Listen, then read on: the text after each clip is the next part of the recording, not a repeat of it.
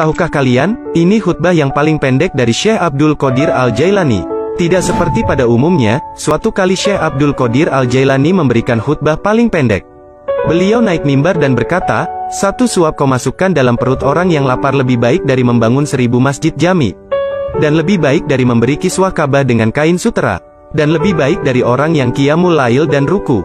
Dan lebih baik dari berjihad melawan kekafiran dengan pedang yang terhunus. Dan lebih baik dari berpuasa sepanjang tahun di waktu panas.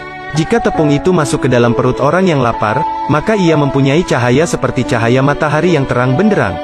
Sungguh beruntung bagi orang yang memberi makan orang yang lapar."